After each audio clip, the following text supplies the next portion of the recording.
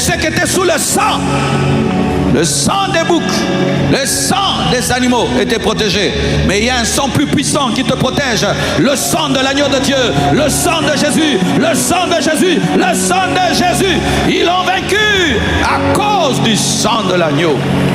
David disait, quand un ours attrapait une brebis, quand un lion attrapait, je ne laissais pas, je le poursuivais, j'arrachais la brebis et je frappais le loup, je frappais plutôt l'ours, je frappais le lion, je frappe le lion, je frappe le lion, je frappe l'ours, je frappe, libère la brebis, libérez les brebis, relâchez,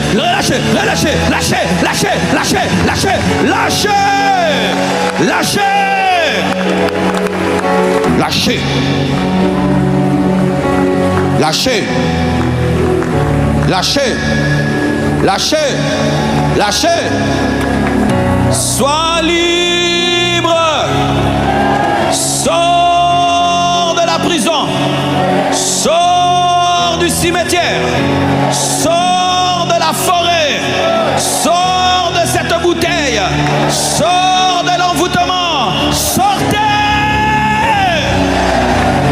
Les anges sont en action. Un combat angélique. Un combat. Alors que Daniel priait, il ne pouvait savoir les choses qu'il déclenchait. Mais nous avons la révélation par la parole. Les anges qui sont avec nous sont plus nombreux et sont plus puissants. Les anges qui sont avec nous sont plus nombreux et sont plus puissants. Les anges qui sont avec nous sont plus nombreux et sont plus puissants. L'armée de Dieu est plus nombreuse et plus puissante. Priez toujours avant de manger. Priez toujours avant de boire. Priez toujours quand on vous offre un cadeau. Priez toujours quand on vous donne quelque chose. Car l'ennemi se cache aussi dans des actes de bienfaisance. Priez pour les cadeaux. On te donne un parfum, prie avant de l'utiliser. On t'offre un habit, prie avant de le porter. On te donne à manger, bénis cette nourriture avant de manger, de boire. Ne perds pas ta concentration à cause des fêtes. Certains chrétiens, à cause de la gloutonnerie, ont perdu la vie des prières.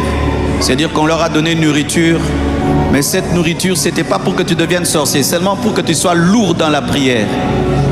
Et quand tu cesses de prier, le feu diminue. Là, ils peuvent t'attaquer. Priez toujours. Même Jésus bénissait la nourriture avant de la manger. Jésus